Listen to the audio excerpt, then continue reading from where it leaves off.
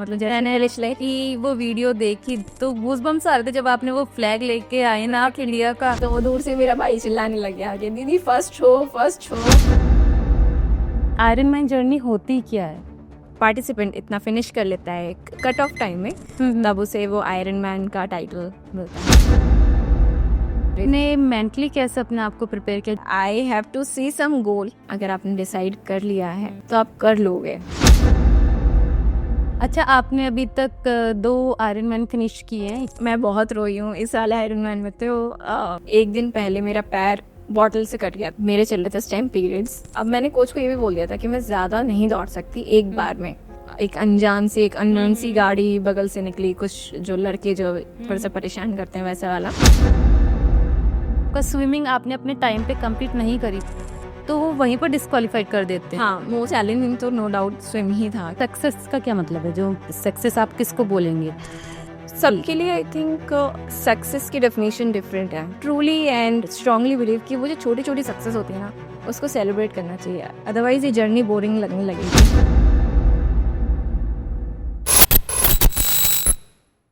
नमस्कार दोस्तों, मैं डॉक्टर ज्योति आपका स्वागत करती हूँ हमारे चैनल गोला टॉक्स में। और आज ये एपिसोड है रनिंग के लिए। जो लोग रनिंग के हार्डकोर फैंस हैं, जो रनिंग के बारे में जानना चाहते हैं, ये आज पूरा एपिसोड उन्हीं के लिए है। आज हमारे साथ जो गेस्ट आई हुई हैं वो आयरन मैन फिनिशर हैं और उनका नाम है कोमल सिंह, जो सिर्फ नाम से और दिखने में ही कोमल है नहीं कोमल। तो वेलकम टू कोमल गोला talks. Thank you so much for having me here. और कोमल, आप बताइए, आपने आयरन मैन फिनिशर ये जर्नी कंप्लीट करी है, तो आप हमारे जो रनिंग फ्रेंड्स हैं आप बताएंगे कि ये आयरन मैन जर्नी होती क्या है? ठीक है, तो सबसे पहले मैं बताना चाहूँगी कि आयरन मैन एग्जैक्टली होता क्या है। तो आयरन मैन एक्चुअली एक टाइटल है जो कि एक ग्लोबल आयरन मैन कम्युनिटी ने बनाया है। तो इसको जब हम फुल डिस्टेंस आयरन मैन जब हम बोलते हैं किसी ने फिनिश किया है, तो उसमें होता है 3.8 किलोमीटर स्विम एंड उसके बाद एक ट्रांजिशन होता है ताकि हम जाके अपना साइकिल चला सकें। तो बाइक उसमें होती है 180 किलोमीटर, फॉलोड बाय 42.2 किलोमीटर जो कि एक फुल मैराथन डिस्टेंस होता है।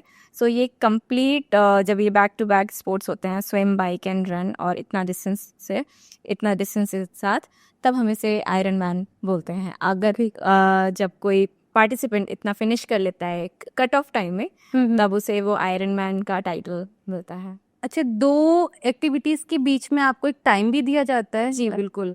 तो हर मतलब जो कॉन्जिक्यूटिव 2 एक्टिविटीज़ रहेंगी, जैसे स्विम से जब बाइक पे जाते हैं तो प्रॉब्ली आप पहने होगे या तो एक वेट सूट पहने होगे, या फिर कुछ लोग ट्राई सूट नहीं डालते हैं, तो कुछ लोगों को कपड़े चेंज करना होता है, या फिर जब बाइक्स की गियर्स हैं जैसे हेलमेट पहनना होगा या फिर सॉक्स शूज़ ये सारी चीज़ें पहननी होंगी, उस चीज़ के लिए एक ट्रांजिशन टाइम दिया जाता है। उसका कट ऑफ टाइम होता है कंप्लीट 20 मिनट्स। तो विद इन 20 मिनट्स में आपको ट्रांजिशन करना होता है स्विम से बाइक। और इसी तरह से जब आप बाइक लेके आओगे, अपनी पूरा साइकिलिंग कर लोगे, तो अपनी बाइक रैक करोगे, हेलमेट उतारोगे, रनिंग शूज़ पहनोगे, तो उसके लिए भी ट्रांजिशन टाइम 20 मिनट्स मिलता है। ये कट ऑफ टाइम है। अच्छा, आपने अभी तक 2 आयरन मैन फिनिश किए हैं, एक ऑस्ट्रेलिया, रिसेंटली आपने हैम्बर्ग में कंप्लीट की है। तो आपको किस चीज़ ने अट्रैक्ट किया लाइक ये आयरन मैन जर्नी के लिए? हाँ जी, ये बहुत ही इंटरेस्टिंग क्वेश्चन है and very close to my heart. So basically मैं बचपन से ही ना बहुत स्पोर्टी रही हूँ। मतलब बस खेलकूद की मतलब मैं पढ़ाई में भी बहुत ही अच्छी थी, बट स्पोर्ट्स में मुझे बहुत पसंद था। मतलब बैडमिंटन हो, बास्केटबॉल हो, क्रिकेट हो, रनिंग हो, साइकिलिंग हो, कुछ भी। सो इसी तरह से मुझे कॉलेज में जाके जब पता चला कि कुछ माउंटेनियरिंग भी होता है, तो तभी ये जवानी दीवानी मूवी आई हुई थी। हाँ। तो हम लोग हाइक पे गए थे फ्रेंड्स सब लोग मिलके, तब पता चला अच्छा पहाड़ों पे भी चढ़ा जा सकता है। तो इस तरह करके माउंटेनियरिंग वर्ल्ड को थोड़ा एक्सप्लोर करने के लिए जॉब लगने के बाद मैंने थोड़ा एक्सप्लोर किया एंड बहुत ही इंटेंस थोड़ा कर लिया कि मतलब इतना बॉडी प्रिपेयर नहीं थी, बट मैं चढ़ती गई एंड मेरे को शिन फ्रैक्चर हो गया। ओके। तो शिन फ्रैक्चर एग्जैक्टली इधर हुआ एंड वो स्नो बूट्स जो पहन के हम लोग क्लाइंब कर रहे होते हैं, तो उससे हो गया था। तो डॉक्टर ने बहुत ही स्ट्रिक्टली मना कर दिया था कि now you can not put any load on your Shin, otherwise हो सकता है आप परमानेंटली बैठ जाओ। तो वो थोड़ा सा स्कैरी हो गया था कि मैं ना रन कर पाऊंगी ना मैं पहाड़ चढ़ पाऊंगी। तो अब पहाड़ जितना चैलेंजिंग प्लेन्स पे क्या हो सकता है। एंड तो उसी माउंटेनियरिंग वर्ड में ट्रैक्स पे मुझे एक फ्रेंड मिले थे, एंड वो ऐसे इंस्टा पे जब ऐड हो जाते हैं तब आई गॉट टू नो कि ऐसा कुछ ट्रायथलॉन जैसा भी कुछ होता है कि मतलब swimming, cycling, running. And India में 2019 या 18 में first time half Ironman Goa में हुआ था, उसे हम बोलते हैं आयरनमैन 70.3। तो डिस्टेंस जो फुल आयरनमैन डिस्टेंस होता है उसका हाफ हो जाता है, 1.9 kilometre swim, 90 kilometre cycling and 21.1 kilometre running. तो फिर वो रजिस्टर किया कि चलो वो रजिस्टर कर लेते हैं, क्योंकि मुझे स्विम नहीं आती तो उससे मैं स्विम भी सीख लूँगी। अच्छा, आपने पहले स्विमिंग वगैरह कुछ नहीं? कोई भी नहीं आती थी। And cycling? साइकिल मेरे पास बचपन में थी, तो मेरे पास साइकिल भी नहीं थी। अच्छा। और रनिंग में कर नहीं सकती थी, तो मैंने कहा कि भाई ये कुछ चैलेंजिंग सा लग रहा है, इसे करके देख लेते हैं क्या होगा। ज़्यादा मतलब साइकिलिंग कर लेंगे, पेडल ही तो मारना है, रनिंग कर लेंगे, चल लेंगे, थक जाएंगे, बट बस स्विमिंग सीखनी है, 2 किलोमीटर स्विम आ जानी चाहिए। अब ये रजिस्टर मैंने 2022 में किया था, तब कोविड ख़त्म ही हुआ था, तो स्विमिंग पूल्स भी इतने बन रहे थे। ओपन नहीं हुए थे। तो मैंने अप्रैल से, आई डिस्टिंक्टली रिमेंबर कि मैं एक मतलब योगा क्लास के लिए गई थी, फिर मैंने बॉडी थोड़ा सा जब रिकवर होने लगी थी तो मैंने स्विमिंग से स्टार्ट किया। अप्रैल में मैंने स्विमिंग से स्टार्ट किया एंड नवंबर में ये रेस थी। अब जब स्विमिंग स्टार्ट किया तब समझ में आ गया कि this is not at all easy. मतलब मैं फ्लोट भी नहीं कर पा रही हूँ, 25 मीटर का पूल है वो क्रॉस नहीं कर पा रही हूँ, 2 किलोमीटर ओपन वाटर में किस तरह से स्विम होगी। तो वो ऑल टुगेदर एक डिफरेंट ही चैलेंज था, but fortunately I got amazing trainer. तो मैंने उनको बताया कि भाई देखो 6 महीने में मुझे कुछ भी करके 70 मिनट के अंदर 2 किलोमीटर ओपन वाटर में करना है। आपने 6 मंथ्स में पूरा प्रिपेयर किया? बिल्कुल। तो अब पूल में तो आप कर भी लेते हो, आप मतलब लेन्स दिखती हैं, किसी तरह कर लिया। अब ओपन वाटर के अलग चैलेंजेस होते हैं, आपको नहीं पता कि आप सही डायरेक्शन में जा रहे हो कि नहीं। आप करंट के साथ कहीं मतलब चले गए, अगर मतलब डाइवर्ट हो गए तो आपका वो टाइम तो वही 70 मिनट होता है कट ऑफ, बट अगर आपने टाइम से नहीं उसको कंप्लीट किया तो आप वहीं पे डिस्क्वालीफाई हो जाओगे। तो उसके लिए थोड़ा सा ज़्यादा मेहनत करनी पड़ी। मैंने स्विमिंग के लिए बहुत मेहनत करी थी, मतलब मतलब ट्रेनिंग में जो स्विमिंग सेशंस होते हैं वो 3 से 4 होते हैं जब आप ट्रायथलॉन की ट्रेनिंग कर रहे होते हो, पर मैंने 5 या 6 दिन वीक में करती थी 2 घंटे स्विम। तो मैंने बहुत स्विम के लिए एफर्ट मारे ताकि एटलीस्ट डिस्क्वालीफाई ना हो। फिनिश टाइम का मेरा कोई ऐसा नहीं था कि मुझे इतने टाइम में करना है, फर्स्ट टाइम तो ये था कि फिनिश ही करना है। तो इस तरह से करके मेरा half Ironman Goa was very humid that time. तो गोवा में भी फिर जो स्विमिंग का था कि मैंने पूल से जब ओपन वाटर का जब फर्स्ट टाइम किया तब समझ में आ गया कि ये तो नहीं हो पाएगा। क्योंकि आप वहाँ पे खड़े नहीं हो सकते हो, यू डोंट नो कि डेप्थ कितनी है। तो इसके लिए फिर मैंने 2 हफ्ता जो है गोवा में, इंद्रजीत सर हैं, वो सभी मतलब मोस्टली ट्रायथलीस्ट जानते ही होंगे क्योंकि ओपन वाटर की ट्रेनिंग उन्होंने कभी ना कभी इंद्रजीत सर कराई ही होगी। तो फिर मैंने वो रजिस्टर किया, 2 हफ्ते का कैंप था एंड वो जस्ट रेस से 2 हफ्ते पहले था। मैंने कहा देख लेते हैं, आप पूरा एफर्ट मार लेते हैं, हो ही जाएगा।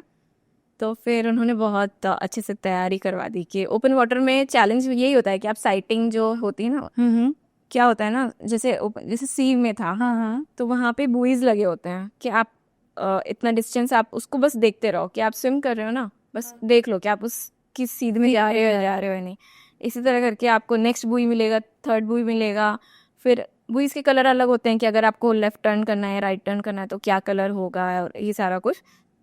तो वो साइटिंग सिखा दिया एंड अगर करंट ऑपोजिट डायरेक्शन में होता है, ये अब लेट्स से आपको यहाँ स्विम करना है, इधर को जा रहा है, तो कितने एंगल पे उसको मतलब आपको स्विम को अपना टिल्ट करना है, थोड़ा एफर्ट बढ़ जाता है। बट तो इस तरह करके मैंने 2 हफ्ते में कॉन्फिडेंस आ गया था कि अच्छा अब एटलीस्ट डिस्क्वालीफाई नहीं होंगी और डूबूंगी नहीं मैं, ये कंफर्म हो गया था। ओके। बाकी टाइमिंग का तो मुझे कोई ऐसा टेंशन नहीं था, तो वो अच्छे से हो गई थी।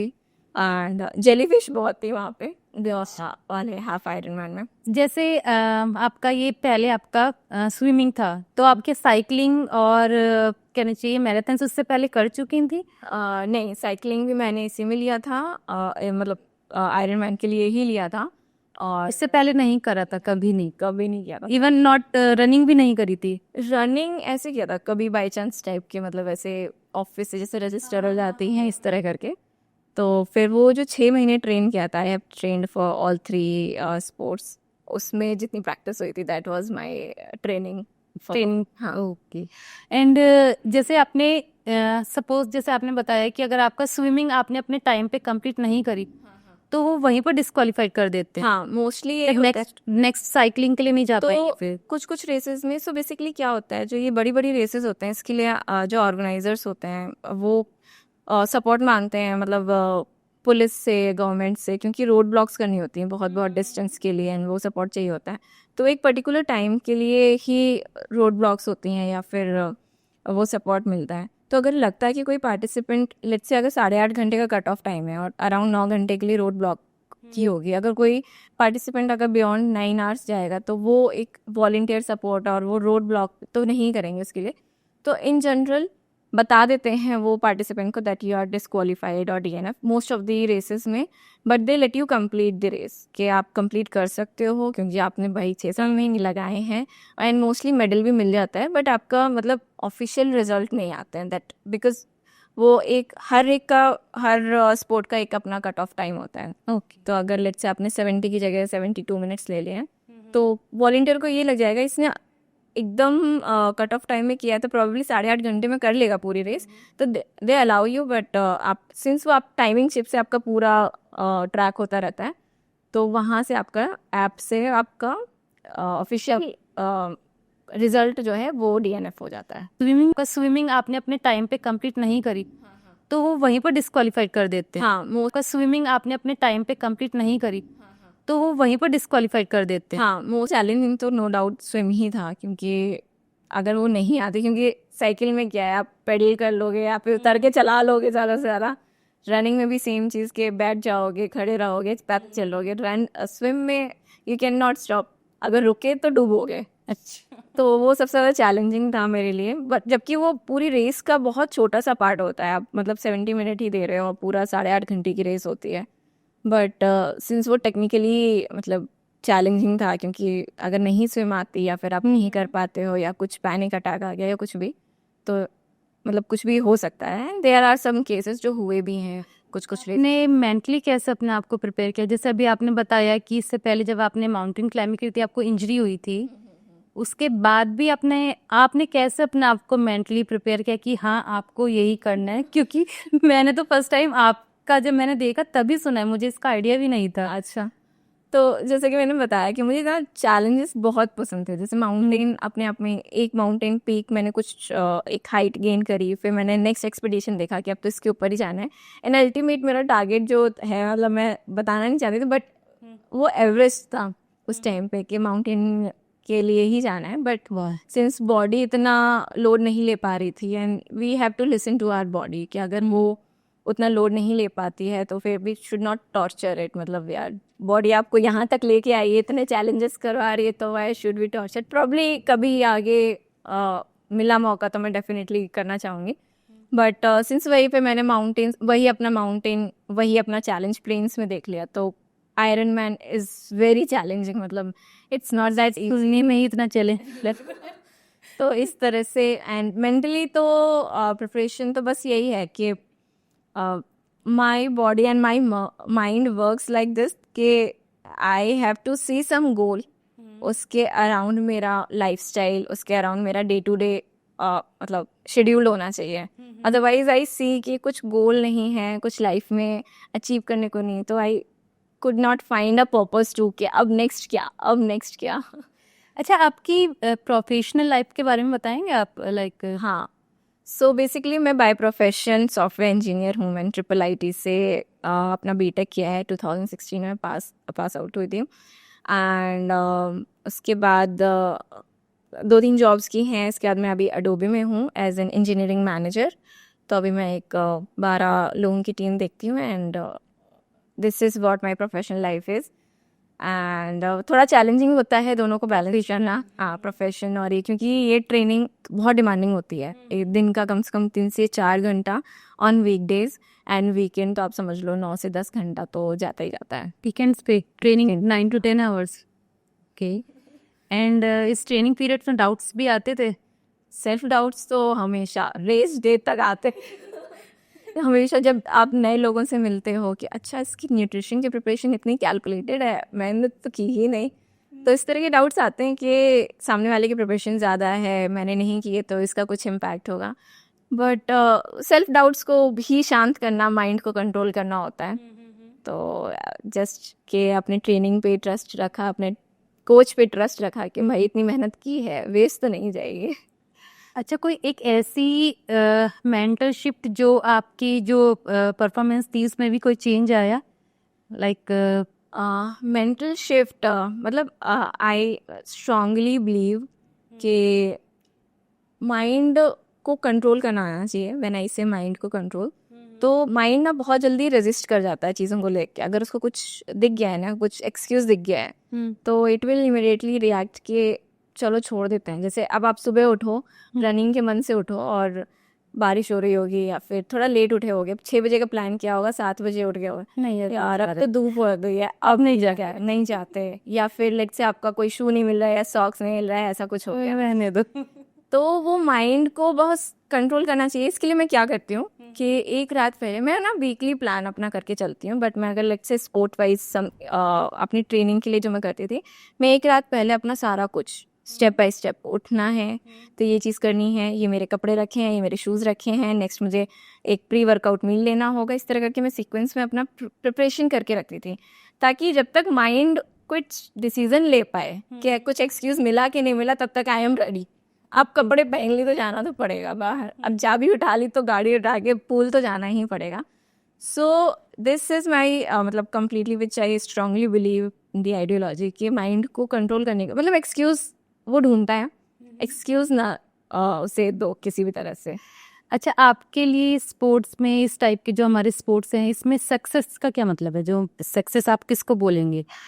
सबके लिए आई थिंक सक्सेस की डेफिनेशन डिफरेंट है। मैं आई डोंट थिंक कि सबको ही पोडियम फिनिश चाहिए होगा या फिर सबको ही मतलब एकदम फास्टेस्ट रनर या फास्टेस्ट फिनिशर बनना होगा। कुछ लोग अपनी, जैसे मेरे लिए था कि मुझे स्विम नहीं आती थी उस टाइम पे, तो उस टाइम पे मेरे लिए सक्सेस था जो मैंने फर्स्ट हाफ आयरन मैन किया कि मुझे स्विम अच्छे से आ जाए, एटलीस्ट के ओपन वाटर में कर पाऊँ। सेकेंड टाइम था जब मैंने फुल जो ये बसल्टन का ऑस्ट्रेलिया का आयरन मैन किया था, वो टाइमिंग बहुत इम्प्रेसिव नहीं थी, 15 घंटे में किया था मैंने, 16.5 घंटे का कट ऑफ था, बट उस टाइम पे मेरे बैक में प्रॉब्लम थी और ये इतना बड़ा मतलब 15 घंटे ऑन ट्रैक पे रहना, लगातार बॉडी से वो काम निकलवाना, मेरे लिए उस टाइम पे सक्सेस थी कि फिनिश कर दूँ। तो विद टाइम सबके लिए सक्सेस की डेफिनेशन चेंज होती है।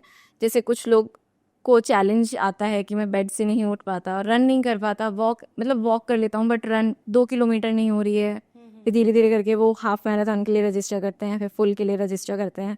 तो वो सक्सेस की डेफिनेशन सबके लिए डिफरेंट होती है। And I truly and strongly believe कि वो जो छोटी छोटी सक्सेस होती है ना, उसको सेलिब्रेट करना चाहिए, अदरवाइज ये जर्नी बोरिंग लगने लगेगी।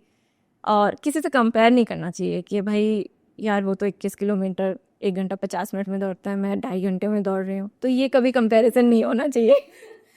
अच्छा, जैसे आपकी फर्स्ट आपने बताया कि आपने 6 मंथ में अपनी ट्रेनिंग सेशन पूरा कंप्लीट किया था, and second iron man finisher की जो ट्रेनिंग थी वो कितने टाइम में कंप्लीट की थी तो आपने? फर्स्ट जो किया था वो हाफ किया था, तो उसमें 6 मंथ्स लगे थे।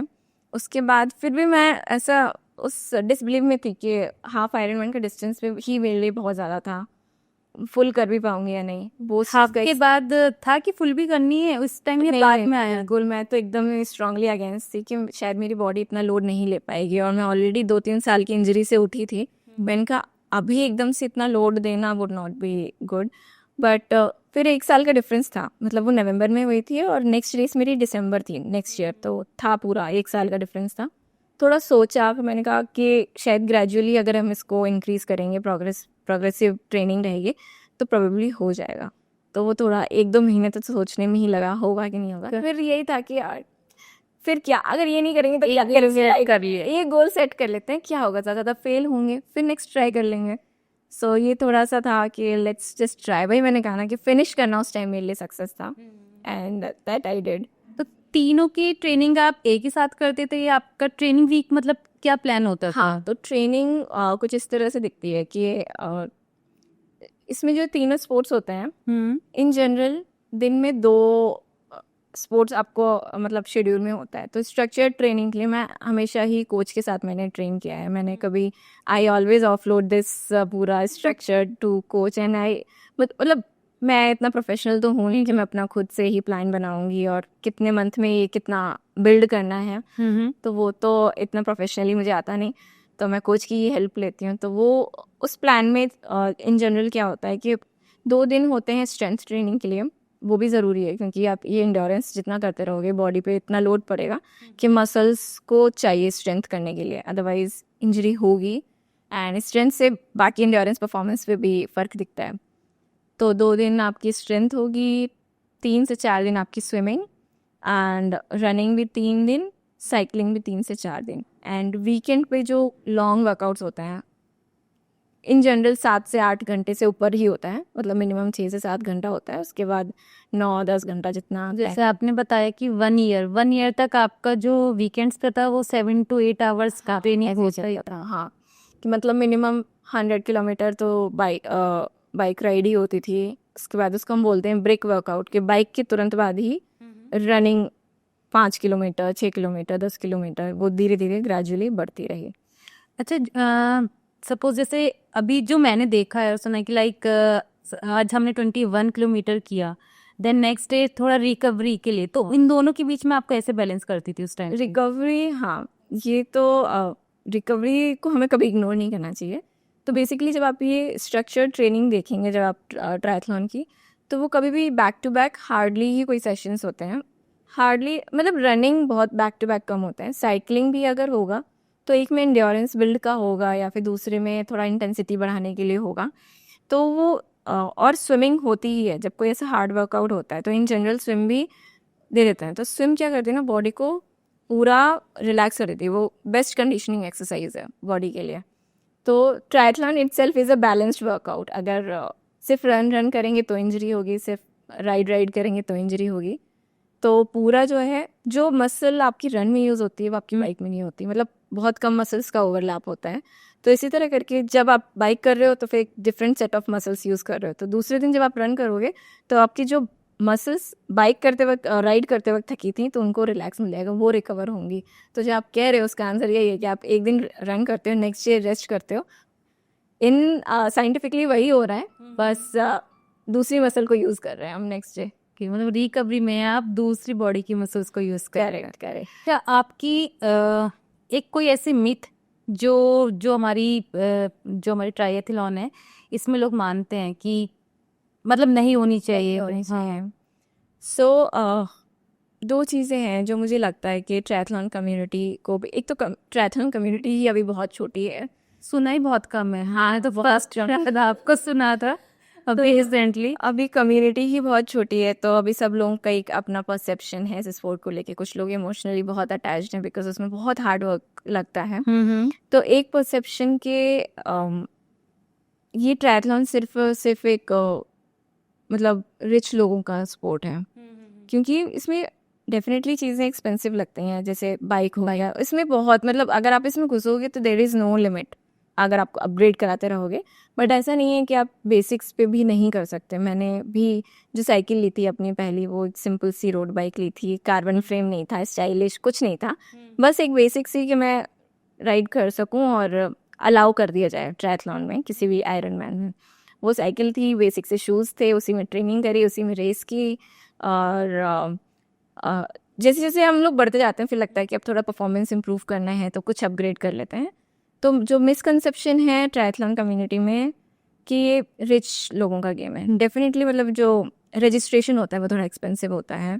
हाफ आयरन मैन का अराउंड 45,000 होता है और फुल का 65,000 से स्टार्ट होता है। सो बेसिकली जब कुछ किसी रेस का रजिस्ट्रेशन स्टार्ट होता है तो अराउंड 65 से स्टार्ट होता है, फिर देन धीरे धीरे जैसे जैसे स्लॉट्स भरते जाते हैं तो उसको डायनामिकली वो चार्जेस बढ़ते जाते हैं, तो 85 तक पहुंच जाता है, 85-90 तक।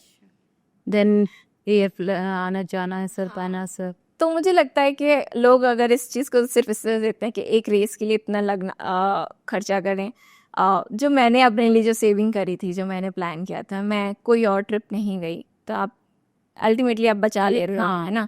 एंड वैसे भी आपको फॉरेन ही जाना है फुल आयरन मैन करने के लिए, तो आप एक ट्रिप वैसे ही उसी में इंक्लूड कर दो। एंड पार्टीज़ वगैरह, मतलब कितना भी नॉर्मल इंसान पार्टी में जाएगा ना तो 5 से 10 हज़ार तो कहीं नहीं नहीं जाता है ना। तो वो सारी चीज़ें आप एक जगह सेव करोगे, मतलब वो प्रायोरिटीज हो जाती हैं किसके लिए कि आपको कहाँ खर्च करना है। लगता है यहाँ खर्च ज़्यादा हो रहा है, बट आप डे टू डे लाइफ में भी आलतू फालतू चीज़ों में इतना खर्च कर रहे हो।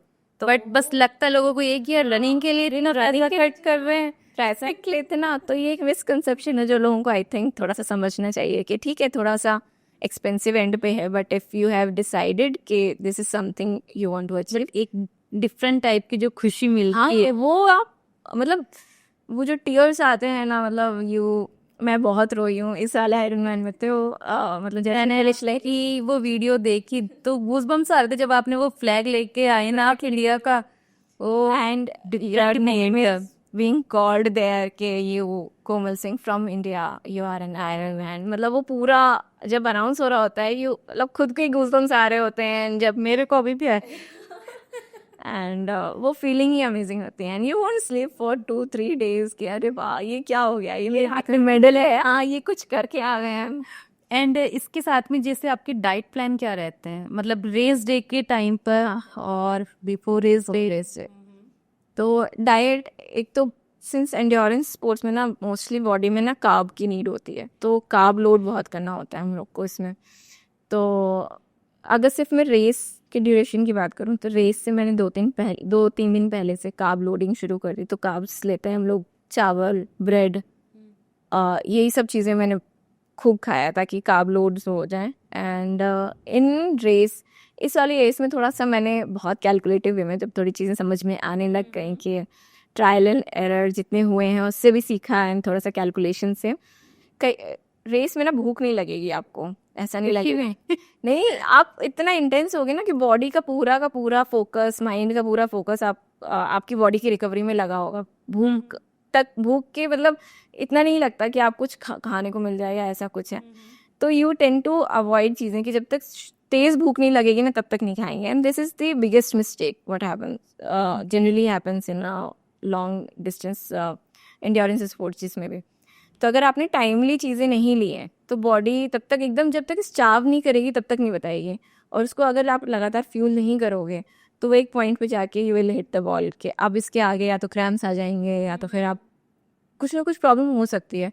तो इस तरह से मैंने इस बार जो अपना फॉर्मुलेशन रखा था, मैंने बाइक के लिए अराउंड 70-90 ग्राम्स कार्ब्स के लिए डेडिकेट किए थे पर आवर। तो जो मैंने इनटेक पूरा किया था अपने जेल्स से लिया था। अभी जैसे आपने बताया कि आपने 100 किलोमीटर्स बॉर्डर भी कंप्लीट किया है, हाँ तो उसका भी आप एक्सपीरियंस बताइएगा। ठीक है। तो border race this is very close to my heart, क्योंकि रनिंग मुझे डॉक्टर ने बिल्कुल मना किया हुआ था कि होशियन इंजरी की वजह से कि आप ज़्यादा लोड नहीं पुट कर सकते अपने पैरों पे। सो जब 2023 में मैंने अपना आयरन मैन बसल्टन किया था उसके बाद I got laid off from my office. So 6-7 महीने का ब्रेक हो गया था। I was completely focusing on searching job hunting and दूसरी जॉब स्विच करना। तो उस बीच ज़्यादा कुछ तो कर नहीं पाए। फिर वही जैसी जॉब लगी फिर वही दिखता है कि अब लाइफ में नेक्स्ट गोल क्या है, वही ना। अभी तक गोल था कि अच्छा जॉब मिल जाए, जॉब मिल गया, तब नेक्स्ट गोल क्या। फिर इन जून जब मेरे को वो जॉब मिली फिर वो लगा कि 6 महीने would be very less for an iron man, कुछ और देखते हैं। तब मैंने किसी का रजिस्ट्रेशन देखा था, मुझे पता नहीं था बॉर्डर भी कुछ होता है, ऐसे ही हवा में सुना था। उससे पहले हाफ मैराथन, फुल मैराथन से फुल मैंने सीधे अपना बसल्टन में ही किया था। जब आयरन मैन किया था मैंने फुल अलग से नहीं अटेम्प्ट किया था कभी भी। वो मैंने पूरा जब 3.8 किलोमीटर स्विम किया, 180 किलोमीटर साइकिलिंग, उसके बाद 42 जो अटेम्प्ट किया था, that was my first marathon ever. फिर उसके बाद था वही 6 महीने का गैप हो गया कि अब जॉब स्विच करनी है, ज़्यादा टाइम इन सब चीज़ों में नहीं लगा सकते क्योंकि भाई पैसा तो चाहिए इन सब की रजिस्ट्रेशन के लिए। फिर जैसी जॉब मिली जून में, उसके बाद फिर यही था व्हाट नेक्स्ट।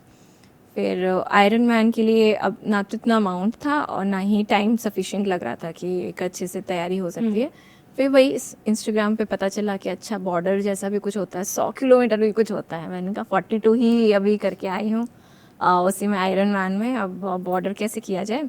फिर थोड़ा पढ़ा, आस पास फ्रेंड्स से पूछा कि मैंने 50 रजिस्टर कर दिया था। मैंने कहा 50 तो किया जा सकता है। फिर उन्होंने कहा कि you have completed one full iron man distance, मतलब 15-16 घंटे तुम ट्रैक पे दौड़ी हो, अपने मतलब बॉडी को इतना देखा है, बॉडी ने इतना एंड्योरेंस, तो 100 इजीली कर लोगे। मैंने कहा रन एक डिफरेंट हो गया ना कम्प्लीटली, उनका कि हो जाएगा।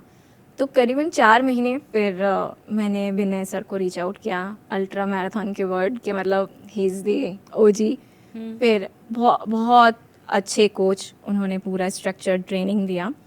फिर भी यही था अगेन कि मुझे वो रेस बस फिनिश करनी है, मुझे कुछ ऐसा नहीं था कि कहीं कुछ विन करना है या कुछ, जैसे बाकी रेस फिनिश हो रही हैं ये भी एक फिनिश करना ही मेरे लिए टारगेट था।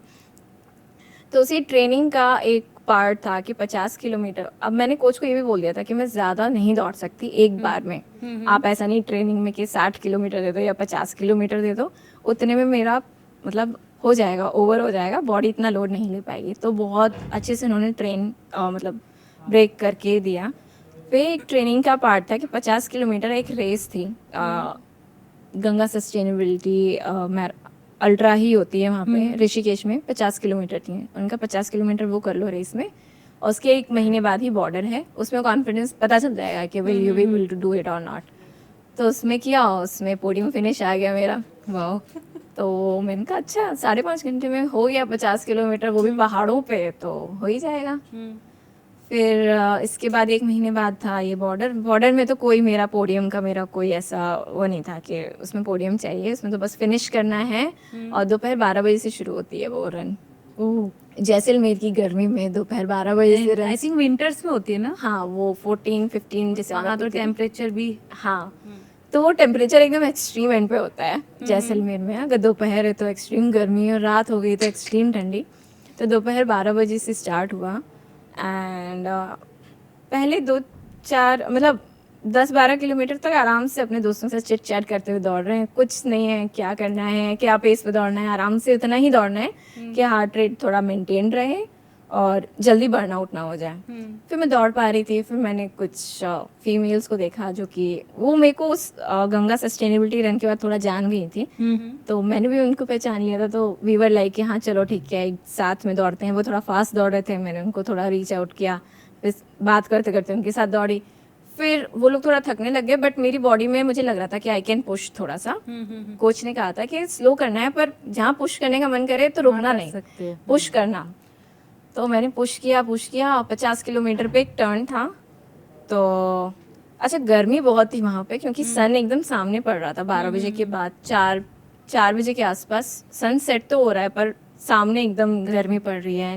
बहुत हेलुसिनेटिंग था, रेगिस्तान दिख रहा है, आप दौड़ रहे हो और अकेले दौड़ रहे हो, क्योंकि रनर्स बहुत दूर दूर हो जाते हैं, कुछ थोड़ा स्लो हैं कुछ फास्ट हैं। तो दौड़ रहे हैं फैमिली, वहाँ पे फ़ोन भी नहीं लग पा रहा क्योंकि सिग्नल्स नहीं होते हैं। तो फैमिली मतलब पूछ ले रही है, कॉल हस्बैंड पूछ ले रहे हैं कि कौन से मार्क पे हो, इज एवरीथिंग ओके, आना तो नहीं है तुम्हें उठाने टाइप्स, इस तरह करके। फिर 50 किलोमीटर मार्क पे जब पहुँचे, वहाँ पे ब्रेक था कि जो 50 किलोमीटर वालों की जो रेस थी वहाँ पे वो ख़त्म होनी थी एंड वहाँ पे आप खाना वाना खा सकते थे, नहीं तो आप आगे बढ़ सकते थे। वहाँ से टर्न लिया, वहाँ पे वॉलंटियर ने कहा कि मैम आप 100 किलोमीटर में अभी तक लीड कर रहे हो, मतलब आप सबसे आगे चला रहे हो। अब मैंने कहा अब लीड तो बना लिए, चल लेते हैं, कर लेते हैं। पेस क्या था आपका उस टाइम पे? उस टाइम पे कुछ 6:45 चल रहा था, बहुत तेज़ भी नहीं थी और मुझे लग रहा था अपने बॉडी के हिसाब से जो है चल पाऊंगी मैं 100 किलोमीटर तक। फिर 60 किलोमीटर मार्क पे पहुँचे, वहाँ पे ये था कि आप अपने कपड़े चेंज कर सकते थे, क्योंकि आपने दोपहर 12 बजे से स्टार्ट किया है तो कपड़े आप लाइटर पहनोगे और जैसे ही सनसेट हो जाता है फिर रेगिस्तान की ठंड, तो जैकेट हो गया, फुल टॉप हो गया, स्कार्फ हो गया, या फिर बैंड लगाना है, कुछ कैप वगैरह पहननी है, तो वो सारी चीज़ें, और हेड लैम्प लेना, ये सारा कुछ सामान हम लोग एक दिन पहले उनको दे देते हैं ताकि आप 60 किलोमीटर मार्क पे रखो। जिसको जो मन है वहाँ पे खाने के लिए रखना है, शूज़ चेंज करने हैं, सॉक्स चेंज करने हैं, कपड़े चेंज करने हैं, कुछ भी सब कुछ। तो वो मैंने सब चेंज किया एंड मेरे चल रहे थे उस टाइम पीरियड्स। तो वहाँ पे चेंज का कुछ सिस्टम रहता है जी, दैट इज़ कम्प्लीटली, मतलब वो एक शोल्डर्स के लिए जो हमारे फाइटर्स थे उनके लिए एक ट्रिब्यूट है। तो it has to be something कि आपको चैलेंजेस के थ्रू निकलना है। तो थोड़ा टाइम लग गया मेरा वहाँ 60 किलोमीटर पॉइंट पे, अराउंड 40 मिनट मैंने इन्हीं सब चीज़ों में फिगर आउट करने में लगा दिए। फिर मैंने कुछ ज़्यादा खाया नहीं, एक प्रोटीन बार लिए, अपना हाइड्रेशन पैक भरा, पानी लिया और चल दिया अंधेरे में, अपना हेड टॉर्च लगाए। कोच ने कहा था कि देख लेना उसके बाद, क्योंकि अंधेरा हो जाता है दूर दूर तक, कोई रनर जो बडी मिल जाए जो आपकी पेस को मैच करे उसके साथ दौड़ना। बट मुझे कोई नहीं दिख रहा था। मैंने कहा आप अकेले थे? हाँ, फिर मैं निकल गई। मैंने कहा कि ऑलरेडी लीड बनाई हुई थी मैंने, 40 मिनट यहाँ पे वेस्ट कर दिए हैं, कम से कम टॉप 3 में आ जाऊँ। विनर का तो अब तो वो टूट चुका था। फिर मैं दौड़ती गई, अंधेरा और फुल मून नाइट थी वो अच्छा था, वो सुंदर लग रहा था, मून बहुत सुंदर लग रहा था, रेगिस्तान भी थोड़ा चमकता चमकता, बहुत सारी शूटिंग स्टार देखे, एक अलग ही एक लग रहा था, पोएट की दुनिया में कहीं कुछ शायरी चल रही है। एंड कोई फियर वगैरह कुछ नहीं था वहाँ? फिर था एक थोड़ा सा, एक जगह बस लगा था कि कुछ एक अनजान सी, एक अननोन सी गाड़ी बगल से निकली, कुछ जो लड़के जो थोड़ा सा परेशान करते हैं वैसा वाला, वहाँ पे थोड़ा घबरा गई थी मैं कि मतलब ऐसा ना हो कि कुछ नुकसान हो जाए, मैं अकेली हूँ एंड वो। फिर थोड़ा मैं तेज़ दौड़ी तो एक दो लोग रन करते हुए साथ में, वही ना ग्रुप में रन कर रहे थे सब लोग, मैं अकेले दौड़ रही थी, तो उनके साथ में थोड़ा दूर दौड़ी। फिर हर 10 किलोमीटर मार्क पे हम लोग के लिए हाइड्रेशन पॉइंट था, वहाँ पे मैं थोड़ा रुकी, अपना खाया पिया थोड़ा वहाँ पे, ये जो थोड़ा सा स्ट्रेसफुल टाइम था वो थोड़ा सा मैं रिलीफ हुई। फिर मैं दौड़ी अपना अपना जितना पेस लगा सकती थी, मैंने कहा अब देखी जाएगी। फिर थोड़ा बॉडी भी थक रही थी, तो 800 मीटर रन, 200 मीटर वॉक, इस तरह करके करते।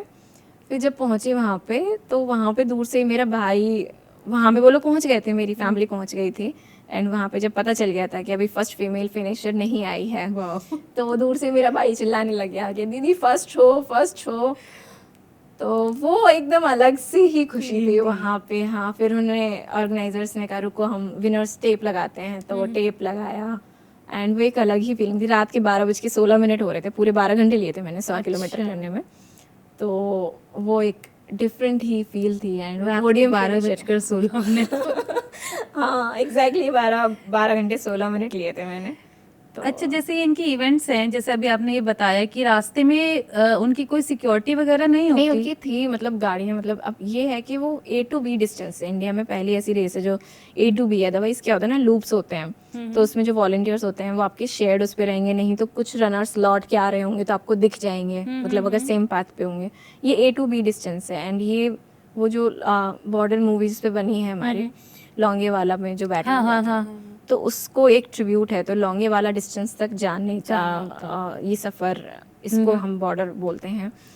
तो अब ऑर्गेनाइजर्स, मतलब इससे अच्छी, इतनी बड़ी रेस, इतने बड़े स्केल पे रेस, इससे अच्छी ऑर्गेनाइज तो मैंने नहीं देखी। तो उनकी भी थी, मतलब गाड़ियाँ, वॉलंटियर्स की गाड़ियाँ मतलब आ जा रही थी, बट ये है कि कितनी फ्रीक्वेंसी में कर सकते हैं, थोड़ा बहुत तो गैप हो गई। तो मोस्ट ऑफ द टाइम तो कुछ ना कुछ तो प्रोटेक्शन था साथ में, बट वही प्रॉब्ली मुझे या तो फिर गलतफहमी हुई होगी या फिर वो गैप दिख गया होगा उस गाड़ी को पास होने के लिए, तो वो था। और कोई ऐसी बात जो आप इस आयरन मैन जर्नी के बारे में लोगों से कहना चाहते हैं?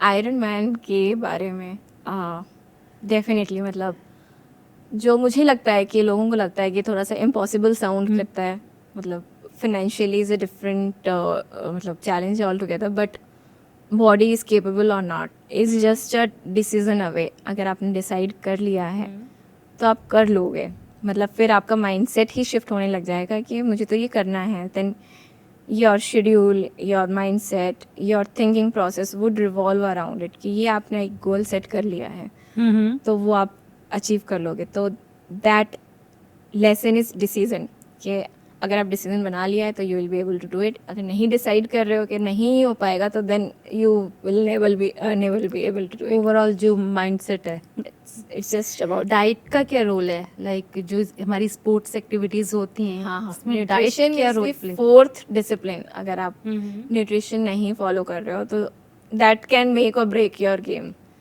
कि अगर हमने प्रॉपर न्यूट्रिशन नहीं लिया, तो आप रेस के दौरान या रेस से पहले अगर प्रॉपर न्यूट्रिशन नहीं लिया है तो बॉडी को फ्यूल नहीं मिलेगा। मतलब एक कार चलती है, कार में जितना पेट्रोल डालोगे आप वहीं तक चलेगी, इसके आगे आप कितना भी धक्का मार लो नहीं चल पाएगी। तो same goes for our body as well, कि हम उसको जितना न्यूट्रिशन, जितनी उसकी वैल्यू उसको चाहिए, मतलब अगर 1 घंटे में अगर आप इतना कैलोरीज बर्न कर रहे हो या फिर इतना लेट्स से आप बहुत हाई इंटेंसिटी वर्कआउट कर रहे हो, तो उसमें जितनी कार्ब रिक्वायरमेंट है, क्योंकि कार्ब ही easily, carb is the source of energy while you are running. उस टाइम पे प्रोटीन नहीं काम आता, प्रोटीन बहुत ही मुश्किल से डाइजेस्ट होता है, तो वो आपकी पोस्ट जब वर्कआउट हो जाता है तो इन जनरल रात में प्रोटीन आपकी जब मसल रिकवरी होती है उसके लिए काम आता है। लेकिन जो क्विक सोर्स ऑफ एनर्जी होता है दैट इज़ कार्ब्स। तो वो रेस के दौरान आपको वो एक न्यूट्रिशन आपको एकदम फुलफिल करना होता है कि आपकी बॉडी को अगर 1 घंटे में 70 ग्राम कार्ब्स की रिक्वायरमेंट है तो वो आपको देनी पड़ेगी। तो and back to again Iron Man journey, आपकी जो फिनिश लाइन थी, हाँ। लाइक एक आपको एक आइडिया हो गया होगा कि अब आपकी फिनिश लाइन खत्म होने वाली है। हाँ। उससे पहले जो आपकी फीलिंग्स थी हाँ और जो आप मतलब फील कर रहे थे उस टाइम पर, वो कैसी थी? वो राइट। तो जो आयरन मैन में होता है क्या होता है, लास्ट लेग इज रन। आप रन 42 किलोमीटर पूरे कर रहे होते हैं तो आपकी वॉच में दिख जाता है कि अच्छा 40 कर लिए हैं, 2 किलोमीटर और उसके बाद एक टर्न आएगा, उसके बाद वो फिनिश लाइन शुरू हो जाएगी। तब तक इतने मिक्स्ड थॉट्स आते हैं ना। एक तो आप इस चीज़ की खुशी कि अब रेस जस्ट ख़त्म होने वाली है, आपने जो महीनों का जो एक मेहनत अपनी पूरा हार्डवर्क उसमें दिया है वो एक मतलब finally you will be able to get that title जिसके लिए आपने मेहनत की है। मेरे तो फैमिली जाती है इन जनरल जो ऐसी रेसेस होती हैं, तो मैं वो इमेजिन करने लगती हूँ कि मेरे हस्बैंड खड़े होंगे, तिरंगा लेके खड़े होंगे, वो मुझे हैंड ओवर करेंगे, फ़ोटो लेंगे, I will hug him and मतलब वो सारी इमेजिनेशन आने लग जाती है कि फिनिश लाइन पे क्या क्या होगा। तो वो सोचते सोचते वो लास्ट के 2-3 किलोमीटर तो ऐसे ही निकल जाते हैं। बाकी तो हर रेस की एक अपनी ही, every finish line has their own story. जो एक हार्डशिप आप हर रेस से पहले करते हो, कुछ ना कुछ चैलेंजेस होते हैं। इस रेस में भी मुझे एक दिन पहले मेरा पैर बॉटल से कट गया। तो वहाँ पे जर्मनी में क्या होता है, लोग बियर पी के कहीं भी बॉटल डाल देते हैं। तो मैं चप्पल पहन के जा रही थी एंड किस टूटी हुई बॉटल में पैर पड़ गया एंड बहुत ब्लड लॉस हुआ एंड आई वॉज लाइक कि इतना अनइनवाइटेड मतलब प्रॉब्लम आ गई है। I am fit and fine, I am just about to start my race next day और अब ये क्या हो गया, मैं खड़ी भी हो पाऊंगी या नहीं। तो लकीली मेरे साथ 4 डॉक्टर्स, जो हम लोग ग्रुप गया था हमारे, उसमें 4 डॉक्टर्स थे, उसमें एक सर्जन भी थे, उन्होंने मेरी बहुत हेल्प करी। उसको प्रेस किया, फिर उस पर पट्टी वगैरह की, मेडिसिन दी। तो पेन किलर नेक्स्ट डे मैंने जो रेस की थी पेन किलर खा के की थी। तो I was like first iron man में थी या सेकंड आयरन मैं मेसी की बात कर रही हूँ अभी, हैंडबग वाली की। तो वही था कि फिर वो पेन रेस में पता तो चल रहा था पर खुशी इतनी थी कि उस पेन में भी मैंने रेस कंप्लीट कर ली है, अच्छी टाइमिंग से कर ली है। तो वही सारे थॉट्स आ रहे थे कि अब देखेंगे, खोल के देखेंगे भाई इस चोट का क्या हाल होगा। तो ये सारे थॉट्स आ रहे थे जिस फिनिश लाइन पे। अच्छा, इंडिया से और भी लोग थे वहाँ पर या मतलब सिर्फ आप? नहीं, और भी थे, मतलब काफ़ी लोग गए थे। हम लोग तो मतलब 4-5 तो जिनके साथ मैं ही ट्रेन करती हूँ वही 4-5 लोग थे। उसके अलावा आई थिंक 10-12 लोग तो होंगे इंडिया से। एंड इसकी अलग से ट्रेनिंग होती है? हाँ, इसकी ट्रेनिंग मतलब अपने अपने कोचेस होते हैं सबके, मतलब कोई किसी के साथ ट्रेन करना पसंद करता है और कुछ लोग सेल्फ ट्रेनिंग भी करते हैं कि मतलब जिनको थोड़ा आइडिया है कि एंड्योरेंस स्पोर्ट्स में किस तरह से स्ट्रक्चर्ड ट्रेनिंग बनाई जा सकती है, कुछ लोग खुद भी ट्रेन करते हैं। कोमल, जो आपकी ये पूरी जर्नी है स्पोर्ट्स की, इसमें आपको अपनी पर्सनल लाइफ में क्या क्या सेक्रीफाइस करने पड़ते हैं? कि मतलब लाइक फैमिली में लोग कितना सपोर्ट करते हैं और आपने अपनी पर्सनल एंड प्रोफेशनल लाइफ में कितना सेक्रीफाइस किया है? राइट। सो सिंस ये ट्रेनिंग, मैंने जैसा कि बताया कि ट्रेनिंग बहुत बड़ा chunk of your day demand करती है। तो आपका जनरली लाइफ स्टाइल और आपका पूरा शेड्यूल इसी के अराउंड रिवॉल्व करना पड़ता है। तो इन terms of personal life my husband is very supportive. मतलब मैंने जो भी इतना क्रेजी मेरे दिमाग में चीज़ें स्पोर्ट्स में, he is not into endurance sports. वो जिम अपना करते हैं, अपना जो नॉर्मल एक फिट रहने के लिए इंसान जो करता है वो है, वो बैलेंस बना के रखते हैं। And I am like I am just on the just opposite side के, एकदम एक्सट्रीम करना है, मतलब बिना एक्सट्रीम किए तो नींद नहीं आएगी। तो ही जस्ट बैलेंसेस दैट। सो या जो सेक्रीफाइस के टर्म्स में बात किया जाए तो जैसे हम लोग बहुत पहले वीकेंड ट्रिप्स पे जाते थे या फिर घूमने वगैरह जाते थे, लेट नाइट पार्टीज़ वगैरह। तो विद जो भी रनर्स होंगे या फिर जो स्पोर्ट्स में होंगे वो समझ जाएंगे कि लेट नाइट पार्टीज़ तो मतलब हाँ वो बंद। तो वो सेक्रीफाइस नहीं बोलेंगे, मतलब एक लाइफस्टाइल चेंज होता है and that's a healthy shift. और जो ट्रिप्स वगैरह होती हैं, क्योंकि वीकेंड पे ही लॉन्ग ट्रेनिंग्स होती हैं तो you can not do both the things. तो एक चीज़ तो सेक्रीफाइस करनी पड़ेगी। तो वो इन टर्म्स ऑफ दैट कि ट्रिप्स वगैरह एंड घर पे मतलब घर एज इन जो मेरा होम टाउन है वहाँ पे जाना भी थोड़ा कम हो गया। थोड़ा उनको भी पता है कि ट्रेनिंग है, वीकेंड पे लंबी ट्रेनिंग होती है, तो इन जनरल या तो वो लोग आ जाते हैं या तो फिर थोड़ा सा गैप हो जाता है कि फेस्टिवल्स फैमिली सपोर्ट करती है। फैमिली बहुत सपोर्टिव है। मेरे मम्मी पापा तो मतलब इतने खुश हो जाते हैं ना मेडल देख के कि they just see medal like जैसे बच्चों का कुछ जीत के आते हैं ना। बचपन से लेके अभी तक मैंने यही देखा है कि कुछ भी लेके जाती हूँ, कोई मेडल लेके जाती हूँ, पापा मम्मी बहुत सेलिब्रेट करते हैं, तो इट्स वेरी सपोर्टिव। अच्छा, मतलब जो भी आपकी ये रनिंग होती है, इसको फिनिश करने के बाद में जो आपकी recovery, mentally and physically recovery होती है, उसको कैसे कवर करते हो आप? सो जब रेस खत्म होती है तो ये रिकवरी मतलब उतनी ही इम्पोर्टेंट होती है, राइट। रेस्ट, कोई स्ट्रक्चर्ड ट्रेनिंग नहीं होती उस टाइम पे क्योंकि वो ऑलरेडी आप उसी गोल के लिए तैयारी कर रहे होते हो। बट जो सबसे इम्पोर्टेंट होता है कि एक तो हाई प्रोटीन मील्स लेनी होंगी आपको, कार्ब्स वगैरह लेने होंगे, क्योंकि जो मसल्स की रिकवरी आफ्टर रनिंग, मतलब लाइक जब आपका इवेंट हो गया है तो protein diet is very important आपकी मसल रिकवरी के लिए, आपकी बॉडी रिकवरी के लिए। जितना ज़्यादा आप बॉडी को मतलब प्रोटीन दोगे, मतलब जितना रिक्वायर्ड है, नॉट जितना ज़्यादा, तो वो इन टर्म्स ऑफ न्यूट्रिशन आपको ध्यान रखना होगा। दूसरा, सिंस आपने जैसे जेल्स वगैरह पे डिपेंडेंट हो या फिर कोक वगैरह बहुत ज़्यादा स्वीट लेना पड़ता है क्योंकि स्वीट कंटेन्स कार्ब्स ना, तो वो लेते हो आप अपने परफॉर्मेंस के लिए, तो उसमें गट की तो बैंड बज जाती है, मतलब गट हेल्थ जो है, तो उसको थोड़ा सा वापस से सही करने के लिए थोड़ा सा उस तरह की डाइट लेनी पड़ती है कि प्रोबायोटिक्स वगैरह, प्रीबायोटिक्स वगैरह लिया जाए, इस तरह की चीज़ें। This is in terms of nutrition. और वर्कआउट में मतलब कई कई लोगों को बहुत जोश आ जाता है कि अभी ठीक है इतनी बड़ी रेस करके आए हैं, नेक्स्ट डे भी रनिंग कर लेते हैं कुछ। इट इज़ रिकमेंडेड कि क्योंकि बॉडी उस टाइम पे तो नहीं पता चलता कि कुछ इंजरी हुई है या नहीं, तो थोड़ा टाइम देना चाहिए। एंड लाइट स्ट्रेच कर लिया, स्ट्रेचिंग कर ली या फिर मोबिलिटी इस तरह का कर लिया अगर करना है तो। Otherwise it is recommended to have rest, मतलब थोड़ा सा टाइम देना चाहिए। अदरवाइज बॉडी में स्टिल वो इतना जो आप करके आए हो 15-16 घंटे आपने उतना उस पर डाला है लोड, उसको रिकवर करने के लिए सफिशिएंट टाइम चाहिए होता है। अदरवाइज बहुत जल्दी बॉडी बर्न आउट हो जाएगी and you will and up into मतलब गेट सम इंजरीज। तो इस तरह की रिकवरी बहुत इंपॉर्टेंट है। अच्छा, आपने प्रो कैम रनर उसके लिए किया है कभी? नहीं, उसके लिए कभी नहीं किया। एंड कुछ आइडिया है आपको उसका? हाँ जी बिल्कुल। उसके बारे में थोड़ा एक्सप्लेन करेंगे? हाँ, तो ये प्रो कैम जैसे वर्ल्ड मेजर्स भी होते हैं अगर आपको पता होगा, वैसे ही इंडिया में एक सीरीज़ है जिसमें कि हमारे पास 4 इवेंट हैं जो कि 4 सिटीज़ में होती हैं, इंडिया की चारों सिटीज़ में।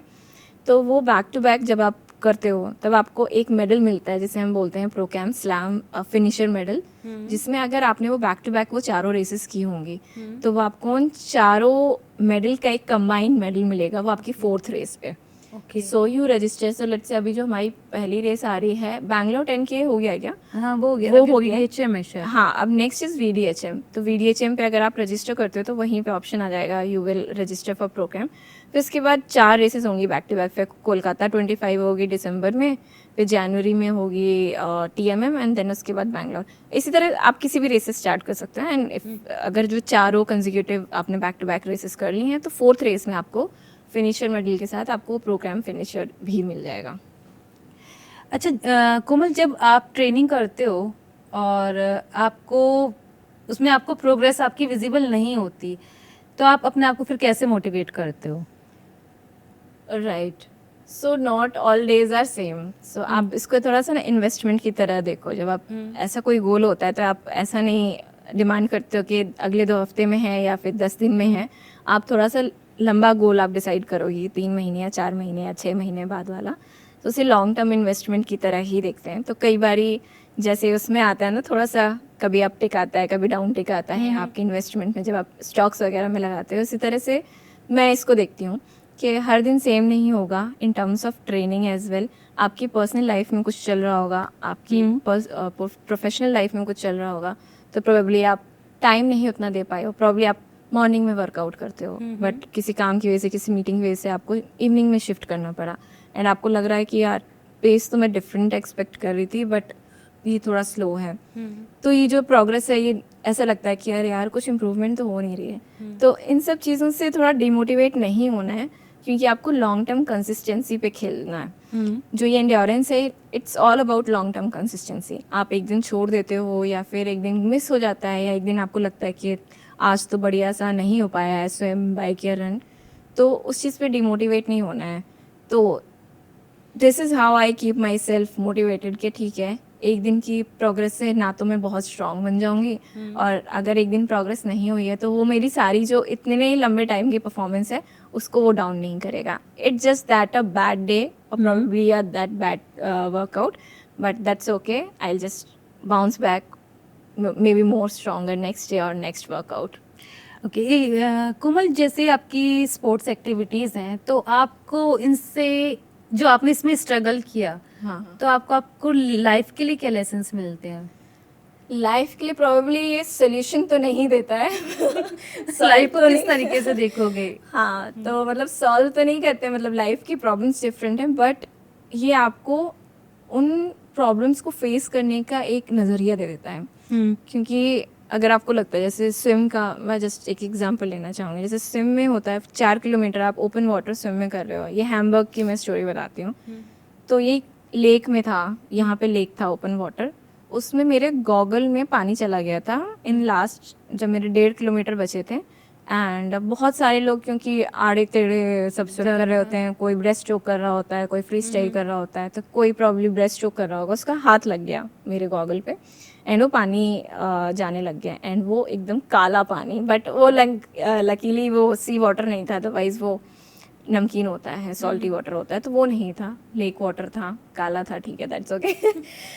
तो वो चला गया। अब मैं या तो थोड़ा सा ब्रेक लेती और उसको मैं थोड़ा ठीक करती, वो मैं कर सकती थी, पर वही है कि अब जो ये अनएक्सपेक्टेड चीज़ें आती हैं लाइफ में, जैसे लाइफ में प्रॉब्लम्स आई हैं कुछ अनएक्सपेक्टेड, तो आप उस चीज़ को कैसे, आपको ये पता है कि इसको ठीक नहीं करोगे तो चीज़ें गड़बड़ हो जाएंगी, ठीक है, आप या तो रेस से डीएनएफ हो जाओगे या फिर या ड्राउन कर जाओगे, आप छोड़ तो सकते नहीं हो। तो वो नॉट नेवर गिविंग अप वाला एक एटीट्यूड आ जाता है कि अब इतने, लाइफ भी एक रेस है, ये भी एक लंबी रेस है, तो आप कुछ ना कुछ ट्राई करते रहोगे ताकि उस रेस में बने रहें, उस रेस उसी तरह से इस लाइफ में बने रहें, उस लाइफ की रेस में बने रहें। कुछ प्रॉब्लम्स आती हैं तो आपको सोल्यूशन निकालना पड़ेगा, आप डिमोटिवेट होकर नहीं बैठ सकते कि अरे मेरी लाइफ में ये प्रॉब्लम आ गई है, मैं क्या करूँ, सॉल्व करना पड़ेगा। स्विमिंग के वहाँ पर भी सिक्योरिटी होती है, नहीं होती? हाँ, मतलब कयाक्स वगैरह होते हैं, but if you ask for help वो तुरंत तो नहीं आएंगे, क्योंकि बहुत स्विमर्स होते हैं, दे विल ट्राई कि जितना जल्दी आपके पास पहुंच पाए, और वो आप फिगर आउट कर लें अगर आप उनको सही, क्योंकि पानी में नहीं पता चल रहा है कि कौन हेल्प मांग रहा है, कौन सच में वैसे ही स्विम कर रहा है, वो ट्राई कर रहा है कि सेव मी और हेल्प। तो अगर उन्होंने देख लिया है कि इतने सारे स्विमर्स में, अच्छा वो पैनिक कर रहा है, तो as soon as they understand कि हाँ आपको हेल्प चाहिए, तो वो आ जाएंगे आपको हेल्प करने। Okay, and your biggest inspiration? My biggest inspiration, so there are so many, मतलब जैसे जब से मैं स्पोर्ट्स इंडस्ट्री में आई हूँ तब से किसी ना किसी, हर किसी से मैं इंस्पायर होती हूँ। मुझे ऐसा बड़ा स्टार नहीं चाहिए था, मैं कभी किसी से कुछ इंस्पिरेशन लेती हूँ। एक है साइकिलिस्ट हैं, सोनिया नाम है उनका, शी इज़ वेरी डेडिकेटेड, वो विदाउट एनी फेल सुबह 4 बजे उठकर उनको वर्कआउट करना ही करना है। तो इस तरह से मैं जिनके साथ ट्रेन करती हूँ, हैं मेरे 4-5 फ्रेंड्स हैं, they are very close to me, उन सब से मैं इतना कुछ सीखती हूँ। किसी ना किसी के साथ रन पे चली जाती हूँ, अगर मुझे लगता है ना कि आज तो मेरी परफॉर्मेंस अच्छी नहीं आएगी, तो मैं उनके साथ रन पे चले जाती हूँ कि वो तो रन करा ही देंगे। तो they are my inspiration at this point in time. I would like to take their names if that's okay. Dr. Abhishek, Dr. Ajay, Rachit and Seema Kaushik. They are very, and Dr. Amit Malik. Okay, nice. Okay Komal, इस पूरी training में आपको सबसे ज़्यादा bad injury क्या है आपकी, क्या हुई है? सबसे बैड इंजरी तो मेरी शिन इंजरी ही थी, क्योंकि उसमें ऑलमोस्ट ऑन एंड ऑफ मुझे 2-2.5 साल का ऑलमोस्ट बेड रेस्ट था। तो ये स्पोर्ट्स से पहले ही था, तब मुझे समझ में आ गया कि बॉडी को, मतलब you have to listen to your body, वो साइंस देती है। कई बार हम पेन में भी ट्रेन करते हैं, पर मतलब एज अ स्पोर्ट्स पर्सन, ये स्पोर्ट्स कभी भी एक शॉर्ट टर्म गोल नहीं होता। अगर आपको पूरा आपको लाइफस्टाइल ही स्पोर्ट्स में देनी है, तो आपको अपनी बॉडी को लिसन करना पड़ेगा। अगर वो pen I generally follow this. If pain is screaming or is it talking? अगर तो वो चिल्ला रहा है तो इसका मतलब body is demanding rest. You have to give that rest, otherwise body will take by itself. Otherwise फिर डॉक्टर ही बोलेगा कि भाई अब रेस्ट कर लो. दूसरा है इफ पेन इज टॉकिंग, तो प्रोबेबली वो एक पेन, वो उस तरह का पेन है जो कहते हैं ना नो पेन नो गेन वाला, कि you have to adapt that pain. कि हो सकता है कि आप जैसे इंटरवल्स कर रहे हो, आप डेली एक स्लो पेस पे करते हो, बट एक दिन आपका इंटरवल है, उसमें एक पेन होगा. बट वो पेन क्या, is it screaming or is it talking? If it is talking, then your body has to adapt that pain. Otherwise, if it is screaming, you have to give that body that a rest. क्योंकि recovery is also a part of training. अगर आप recover नहीं करोगे तो आप perform नहीं कर पाओगे for your next. एंड कैसे डिफ्रेंशिएट करना चाहिए कि अब हमें रुकना, सपोज इंजरी हुई है, बट यू नो एथलीट्स जो होते हैं उनको अगर वो किसी गेम में है, किसी स्पोर्ट्स में है, तो वो उस पेन को भी इग्नोर कर देते हैं. एंड वो एक अंदर से रहता है कि नहीं आपको करना है, तो वो इग्नोर करते हैं. तो वहाँ आप कैसे डिफ्रेंशिएट करोगे कि आपको अब यहाँ रुकना चाहिए? करेक्ट. तो जैसे मैंने कहा कि स्क्रीमिंग और टॉकिंग, तो आप इसको एक नंबर्स में भी कह सकते हो कि भाई आप अपने पेन को रेट कर लो. इज इट मतलब 8 out of 10, is it 5 out of 10? अगर ये 5 के अराउंड है तो प्रॉब्ली आप अभी पुश कर सकते हो. एंड 5 के अराउंड है तो आप स्टॉप कर दो. बहुत ज़्यादा बड़ा हो नहीं. अगर 5 के अराउंड है तो probably your body is trying to adapt that, जो आपने इंटेंसिटी बढ़ाई है या फिर प्रॉब्ली डिस्टेंस बढ़ा दिया. आप अभी तक 10 कर रहे थे, 12 में अब वो पेन आने लग गया है, तो वो एक बॉडी अडेप्ट करने की कोशिश करी, क्योंकि बॉडी को अभी तक पता नहीं है. That pain would be around at 5. But अगर आपको लग रहा है कि 6 पहुंच गया है, 7 या कम्प्लीटली 8 या 9 है, वो इतना अनबेरेबल है, तो यू जस्ट स्टॉप देयर. मतलब वहाँ पे रुक जाओ, देखो, खुद से एग्जामिन कर सकते हो या फिर डॉक्टर की हेल्प ले सकते हो. डॉक्टर की सुनो. मतलब एथलीट्स का बहुत मतलब मिसकंसेप्शन होता है और कॉमन मिस्टेक होती है कि वो डॉक्टर की नहीं सुनते हैं. कई बार मतलब डॉक्टर बहुत प्रिकॉशनरी बोलते हैं. कई बार लगता है कि हाँ डॉक्टर तो बोलते ही रहते हैं. तो वो मैंने इग्नोर बहुत किया है. And I learn this very hard way. तो ये चीज़ मैंने देखी कि अगर बॉडी डिमांड करेगी रेस्ट तो वो पेन पहुँचेगा 8, 9 तक, 7 तक पहुँच जाएगा. तो वो थोड़ा रेस्ट करो या उस इंटेंसिटी को कम कर दो. एंड आपका जो पहले स्पोर्ट्स एक्टिविटीज से पहले जो आपका रिलेशनशिप आपकी बॉडी के साथ था, और अब उन दोनों में क्या चेंज हुआ है? लाइक अब आप कैसे अपनी बॉडी को देखते हो? मैं now I have start respecting my body a lot. मतलब इस बॉडी ने मुझे यहाँ तक लेके आई है. मतलब मैं इतना लगता है कि मैं बहुत पुश करती हूँ, but my body is able to survive. My body is able to support me कि ठीक है इस तरह के इंड्योरेंस स्पोर्ट्स में ले पा रही हूँ. मतलब I feel very grateful for that कि मेरी बॉडी वो ले पा रही है वो लोड.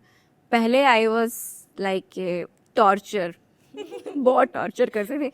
न्यूट्रिशन मतलब न्यूट्रिशन ही पूरा लेती थी. कभी भी कितना भी लोड पुट कर दिया, रात भर सोई नहीं हो, सुबह उठ के रन कर लिया 10-12 किलोमीटर. तो this is kind of a torture for a body ना, कि मतलब कितना बॉडी ले पाएगी. वही ना, बॉडी को रेस्ट नहीं दिया, न्यूट्रिशन नहीं दिया, वो बॉडी ब्रेक लेगी अपना. वो जो मेरी मतलब थोड़ा सा अब्यूज़ किया था बॉडी को, उसकी वजह से जो मेरी इंजरी हुई थी बहुत ज़्यादा प्रोलॉन्ग. मतलब वो शिन स्प्लिंट्स थे. नॉर्मली ना रनर्स को स्टार्टिंग में शिन स्प्लिंट्स होते हैं, एंड वहीं पे अगर रेस्ट ले लिया, प्रॉपर रिकवरी कर लिया, उसकी रिहैब कर लिया, it will recover very soon. Probably 2-3 months में you will bounce back in a very good way.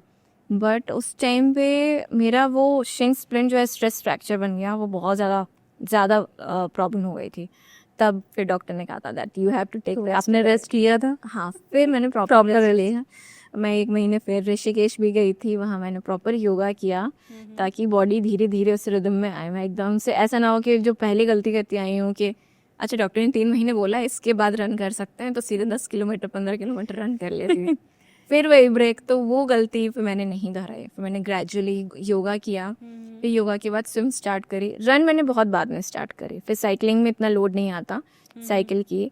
फिर रन मैंने की. मैंने कहा कि अब बॉडी धीरे धीरे अडेप्ट कर रही है, तो फिर रन स्टार्ट किया. वो भी बहुत slow, 3 kilometre, 4 kilometre, 5 kilometre. After injury मतलब लाइक आपको स्लोली वो करना है. It is very important. ये नहीं कि वो एक हार्ड लाइन के भाई 3 महीने बाद एकदम जुड़ जाएगी हड्डी, ऐसा नहीं होता.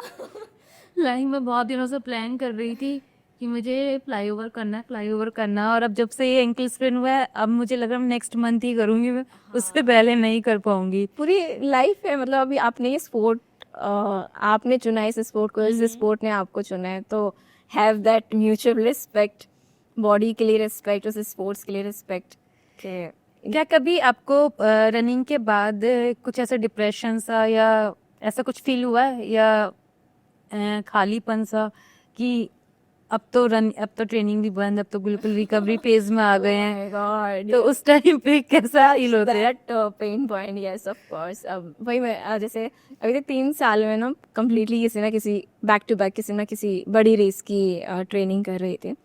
अभी जब 1 महीने पहले जब मैंने आयरनमैन हैम्बर्ग किया है, उसके बाद I am not having any training, कुछ ऐसा नहीं पता कि नेक्स्ट डे मुझे क्या करना है।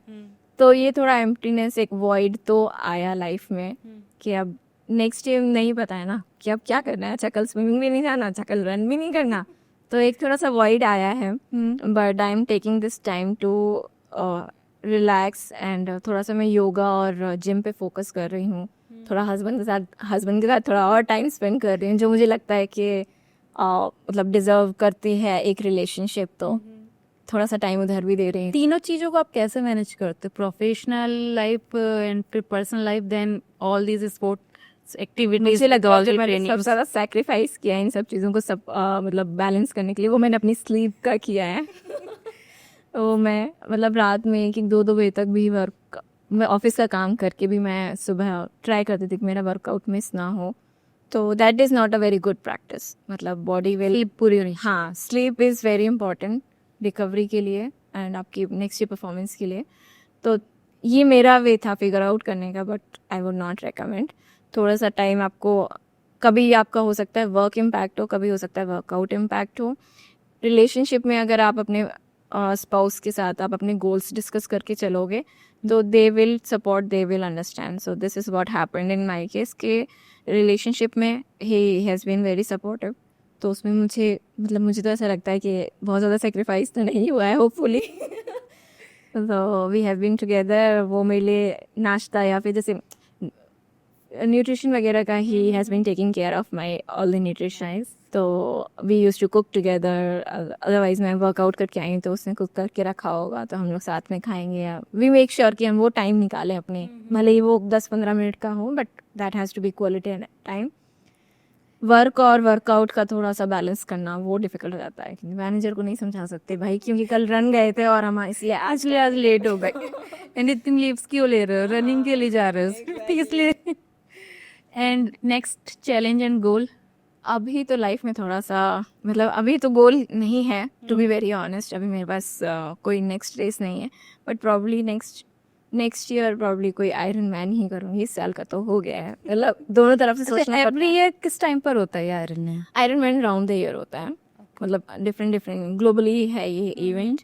तो जैसे अभी मैं यूरोप में करके आई हूँ, इससे पहले ऑस्ट्रेलिया में, एशिया में भी बहुत सारे इवेंट्स हैं, अमेरिका वगैरह में भी होते हैं। तो इंडिया में आपने बताया हाफ? इंडिया में अभी हाफ की होता है, फुल डिस्टेंस नहीं होता अभी। डिसिप्लिन एंड सेल्फ पनिशमेंट की लाइन का भी क्रॉस किया आपने? ये एक बहुत ही थिन लाइन है जो कि लोग मतलब you have to be discipline and dedicated for your workouts, but उस केस में you have to be very mindful कि आप अपनी बॉडी को ओवर एक्सर्ट तो नहीं कर रहे हो, मतलब पनिश तो नहीं कर रहे हो। मतलब I have after that injury ना, I have stopped glorifying no excuse days और के वर्कआउट करना ही करना है, नो डेज ऑफ। भाई एक दिन ऑफ लो, बॉडी को रिकवरी का टाइम दो ताकि वो उतना ही अच्छा परफॉर्म कर पाए आपके नेक्स्ट वर्कआउट में। लोग भूल जाते हैं कि रेस्ट और रिकवरी भी एक पार्ट ऑफ ट्रेनिंग होती है। तो वो विद एक्सपीरियंस ही आती है, इन जनरल तब आती है जब लोग वो उस इंजरी को अगर उन्होंने फेस किया है तो इन जनरल तब आएगी। So that's a very thin line कि हाँ डिसिप्लिन हो, आप अपना वर्कआउट कर रहे हो एंड करते हैं लोग, बट उसे आप बॉडी अगर वो रेस्ट मांग रही है तो you should give it, don't punish it. अच्छा, आपका मैंने देखा कि जब आप आयरन मैन के लिए गए थे तो आप बाइक वगैरह सब आपको अपनी ही यहाँ से लेकर गए? करेक्ट। सब वहाँ पर कुछ प्रोवाइड नहीं कराते? नहीं, तो मतलब अराउंड 3000 रजिस्ट्रेशंस होते हैं वहाँ पे, मतलब वर्ल्ड वाइड इतने पार्टिसिपेंट्स आते हैं, सब अपना अपना लेके आते हैं। तो बेसिकली फंडा यही है कि आप जिस पे ट्रेन कर रहे हो यू हम्म। 180 किलोमीटर साइकिलिंग आप किसी और की साइकिल पे नहीं कर सकते। सबसे इम्पोर्टेंट होता है उसकी बाइक फिट वगैरह, जैसे आप उसका साइज़ क्या होगा, उस पे आप कितनी देर बैठ पाओगे, उसका सैडल हाइट क्या होगा, उसका पैडल कैसे होंगे। इस पे आप रेस डे पे न्यू तो नहीं ले सकते। मतलब वहाँ पे जाके कुछ लोग पूछते हैं कि रेंट पे ले सकते हैं, नहीं। अगर आप वहीं के रहने वाले हो, लेट्स से आप जर्मनी के रहने वाले हो, आपको पता होगा आसपास रेंट वाली होंगी, किसी से बोरो कर ली and you will be able to finish that race. But अब मैं 2 दिन 3 दिन पहले पहुंच रही हूँ, मुझे लेट्स से नहीं मिली बाइक, तो मैं क्या करूँगी, राइट? तो तो इन जनरल जितने भी ट्रायथलीट्स होते हैं, जिस बाइक पे उन्होंने ट्रेन किया होता है उसी को लेके जाओ। वो ही लेके जाते हैं, बिकॉज दे नो कि अगर उसमें कुछ रिपेयर करना हुआ, बीच में कुछ हुआ, तो फिर वो उसको फिक्स कर सकें। एंड वो उनके साइज़ के हिसाब से होती है, उसकी बाइक फिट वो अपने हिसाब से कराते हैं। किसी को थोड़ा सा सैडल हाइट ऊपर चाहिए होता है, किसी का नीचे, तो वो उस हिसाब से करा के रखते हैं। न्यूट्रिशन किस तरह से रखना है, एक हाइड्रेशन बॉटल आगे रहेगी या फिर पीछे रहेगी, तो ये सारा कुछ अपना कस्टमाइज हर ट्रायथलीट अपनी साइकिल के साथ करता है। अच्छा कोमल, जैसे क्रिकेट है वो हमारे इंडिया में, उसके लिए सभी लोग काफी अवेयर हैं, उसके लिए इतना अच्छा इंफ्रास्ट्रक्चर, पूरी ऑर्गेनाइजेशंस वगैरह सब है। ठीक है, रनिंग के लिए आप क्या सजेस्ट करना चाहोगे और क्या मैसेज देना चाहोगे कि, क्योंकि आपने देखा होगा कि रनिंग के लिए जो एथलीट्स हैं उनके लिए एक ट्रैक भी नहीं होते मोस्टली, एंड रोड्स भी इतनी अच्छी नहीं होती कि उस पर हम इजिली रनिंग कर सकें, या जो अपना ट्रेनिंग करते हैं वो कर सकें। तो उसके लिए आप क्या मैसेज देना चाहोगे? मतलब आई होप मेरा मैसेज अगर गवर्नमेंट तक भी जाता है तो उनसे बस यही एक रिक्वेस्ट है कि हमारे इंडिया में ना बहुत टैलेंट है। मुझे रियलाइज़ हुआ है जब मैं इन कम्युनिटीज़ से मिलती हूँ ना, दे आर अगर बहुत वेल अर्न भी नहीं है but they are full of talent. अगर उनको ढंग से एक्सपोजर मिल जाए, ढंग से इंफ्रास्ट्रक्चर मिल जाए, तो our country will be at the top in every. जैसे ओलंपिक्स वगैरह में जाते हैं, हर कैटेगरी में दे आर मतलब बहुत टैलेंट पूल है इंडिया में। सो मुझे लगता है इंफ्रास्ट्रक्चर वाइज साइकिलिस्ट के लिए स्पेशली एंड रनर्स के लिए स्पेशली कुछ एक रोड पे एक हमारे लिए अलग से ट्रैक होना चाहिए, जहाँ पे स्ट्रिक्टली मना हो कि इस पे no other vehicle should be allowed. तो नॉट एनिमल्स। हाँ, no animal, no other thing, because आप बाहर जब कंट्रीज में जाते हो ना, there is a dedicated path और dedicated track for these things and people use that. And वहाँ के जो आप एथलीट्स देखोगे ना, there are like build to do that, कि मतलब उनका क्योंकि अपब्रिंगिंग वैसी जगह पे हुआ है, दे आर जस्ट साइकिलिंग, अपना कम्यूट साइकिल से करते हैं, अपना स्कूल जा रहे हैं साइकिल से। यहाँ पे बहुत डिफ़िकल्ट हो जाता है क्योंकि यहाँ पे जो 2 व्हीलर्स और 4 व्हीलर्स वगैरह होते हैं, वो इतना साइकिलिस्ट को इतना आपने बहुत मतलब डे टू डे लाइफ में आप सुनते रहते हो इतने इंसिडेंट्स होते हैं रनर्स के साथ, साइकिलिस्ट के साथ। तो ये मुझे लगता है कि हमारी कंट्री में वेरी मच नीडेड, एंड हमारी कंट्री में सच में बहुत बड़ा टैलेंट पूल है, उसको मतलब सरकार को समझना चाहिए। एटलीस्ट स्पोर्ट्स के लिए और भी स्पोर्ट्स हैं। करेक्ट कि नॉट ओनली क्रिकेट, हाँ इंडिया में सिर्फ क्रिकेट नहीं है, वहाँ यहाँ पे बहुत स्पोर्ट्स हैं। एंड मोस्टली मुझे लगता है स्कूल्स में काफ़ी इंफ्रास्ट्रक्चर मिल रहा है अभी आजकल बच्चों को, बट अदर देन दैट जो और भी लोग हैं वो भी परस्यू करना चाहते हैं, तो उनके लिए बहुत इजीली अवेलेबल नहीं है। वो रोड पे दौड़ रहे हैं, वो ट्राई कर रहे हैं, सेफ्टी का कंसर्न रहता है स्पेशली फॉर वीमेन, कि अगर मुझे अर्ली मॉर्निंग दौड़ना है तो आई जस्ट ट्राई कि मैं मतलब किसी ग्रुप के साथ दौड़ूँ, मुझे अकेले दौड़ने में स्टिल मुझे वो सेफ्टी कंसर्न्स लगते हैं। Tier 1 सिटी में भी मुझे नहीं लगता कि Tier 2 और Tier 3 मतलब बाकी सिटीज़ में अगर वो लोग कितना फ्रीली मतलब रन कर पाती होंगी। तो मुझे लगता है कि कुछ चीज़ें हैं जिसमें बहुत स्कोप है अभी इंडिया में इम्प्रूवमेंट का। इवन कभी कभी हम भी ट्राई करते हैं ना कि मॉर्निंग 4:30 स्टार्ट करना, तो सबसे पहले यही देखते कि कोई साथ में हो, कि कोई हमारे साथ चलेगा, एग्जैक्टली, तभी हम 4:30 स्टार्ट करेंगे, अदरवाइज अदरवाइज 5 o'clock। हाँ। Okay, thank you so much Komal. आपकी जो इतनी इंस्पायरेशनल स्टोरी है, ये हमारे जो रनिंग जो एथलीट्स हैं उनको एक अच्छा रोड मैप देंगी। थैंक यू सो मच आने के लिए। Thank you so much for having me here. I really enjoyed this conversation.